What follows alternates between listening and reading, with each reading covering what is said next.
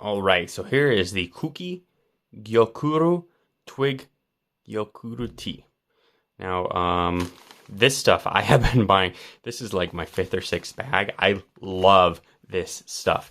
Like, honestly, this is probably one of the best products I've ever gotten. And I want to just show you how I make it real quick because it's very simple and the instructions they give you are in Japanese. So unless you can read Japanese, it's quite hard. Now, I am an American and I do use the imperial system primarily, but I'm trying to learn the metrics. So I try and keep things to grams and Celsius. I'm not quite sure the conversion on those because I've been doing it so long. So I'll start out with, say, 5 grams of this per cup, and I brew it twice. Now I'm just going to do a little batch here so you can see the color. Here's Here's one gram, right?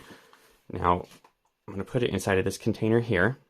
So I would measure out 5 to 10 grams, and then you can see the quality of these leaves. It's actually quite really interesting looking here. As you can see, a lot of big twig pieces here. Let me get a little bit more light for you here so you can see this. Look at that. Like, you can see there's twig and there's the leaf, which is fantastic because the L-theanine comes a lot from the twigs as opposed to the leaves. So definitely a good quality product here. But I'm just going to pour 1 gram of this into here, and then I'm going to pour this hot water over it. Now, this isn't how I normally would brew it here. It's probably too much water for that little bit. But what I do is 5 to 10 grams of this stuff, and then I do my water to 80 degrees Celsius, and then I allow it to steep for about 90 seconds. And I use a French press, and that just pulls it right out. And as I said, you can see they have instructions on here, but it comes in the metric system, which doesn't help too much, and it's also in Japanese. So, you can read some of the things like tea leaves, 10 grams, but that's a lot. Honestly, there's I believe 100 grams in here, so that would give you 10 servings, and I would much rather get 20 servings out of each of these. And that's hot water. Ooh. Let me just get this out so I can just stir it, because that was boiling water, which you don't want to do it boiling. I wish it would come through with the color so you could see what this stuff looks like, because I've never seen tea that looks this amazing before.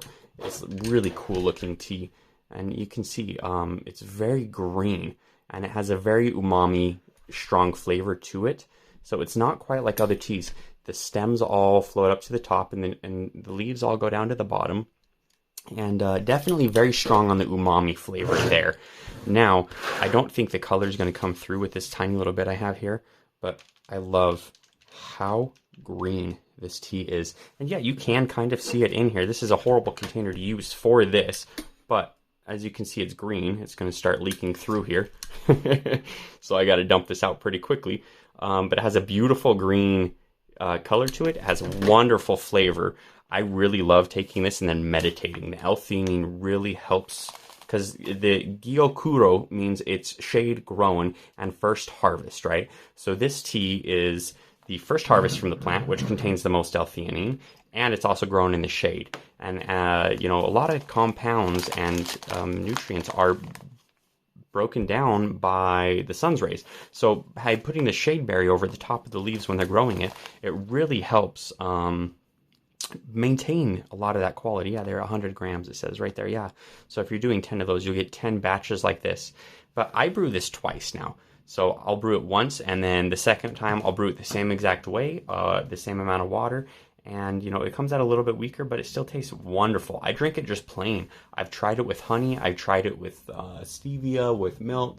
Honestly, it tastes just the best plain. And definitely, everybody, try this before you meditate or before you do something that's really cognitively challenging, because it really does help. Super high levels of L-theanine here. And if you have caffeine jitters, that'll actually help even that out as well. Now, with storage, you do want to make sure you're storing this airtight. Now, they do recommend putting it in a different container on the pamphlet it comes with. I throw that away. I'm just trying to get some videos in today. But I just do this. I get these little clips from the dollar store. You can get a whole bag of like 10, 12 of them for $1.25 now. But, boom. Chip clips, everything. But the review's not about the clips. But either way, that's what I do. That's the tea. As you can see, it's still getting very green. And, oh, okay, don't eat the stems. But that is some good tea. Oh, very heavy on the umami flavor. I need to emphasize that. If you like, what are they called? Edamame, you will like this. If you do not like edamame, stay away from this. Maybe go to black tea. Try some Chinese green tea. It's not going to be as strong. It's not going to have as much nutrients in it or L-theanine. But, you know, if you like the green tea aspect, this will be wonderful. And, you know, like I said, I'm going to continue buying this stuff for years and years and years. And that color is just, oh man, it is just coming through. I wish it would really show up on here because I don't think it's really coming through as to how green that is. You can see it on there. Look at that. Isn't that just beautiful? Like normal green tea is barely green at all, and this stuff is just so vibrant. But there it is. I definitely recommend getting this. If I could give it 100 stars, I would. This is a product I stand behind, and I have recommended it to many people, and I have given it to many people, and everybody who's tried it who likes the umami flavor says that they loved it.